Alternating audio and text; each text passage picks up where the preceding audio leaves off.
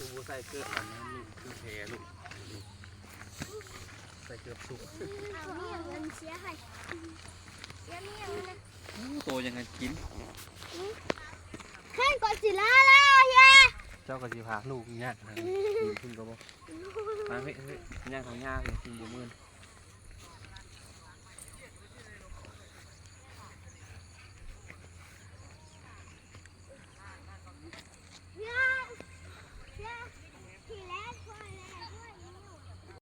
ลูกเนี่ยต้องแก่ตกแก่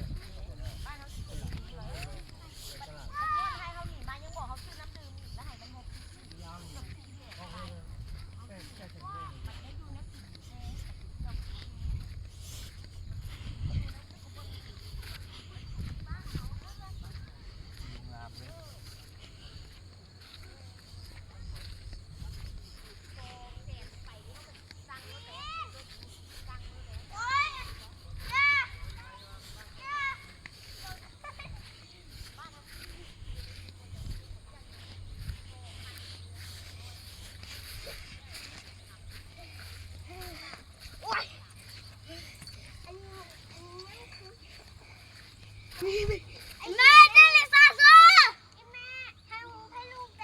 โดย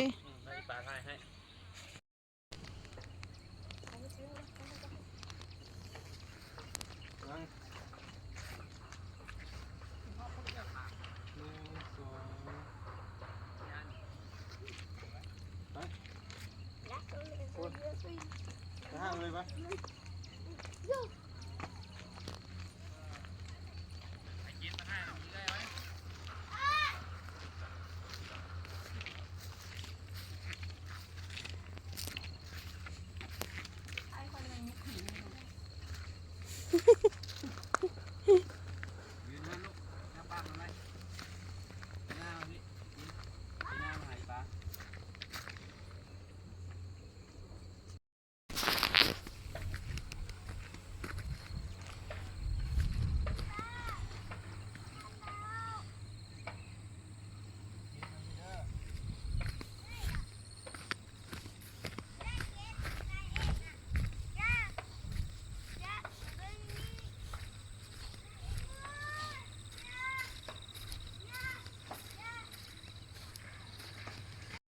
ไม่ถึงเรือง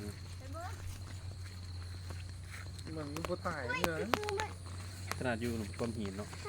งามหน้าดีๆเลยงามแค่ก็แล้วเอาไข่มันไปใส่ไข่เนี่ยที่เขาให้จุ่มสำเร็จเป็นแบบยังบ่ได้แต่งเกียรแต่งได้ยิน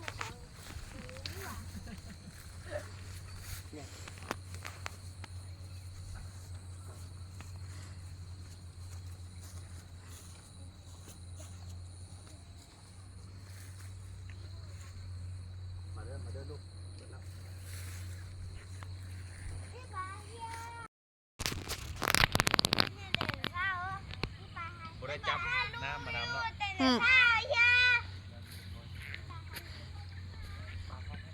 ดูนี่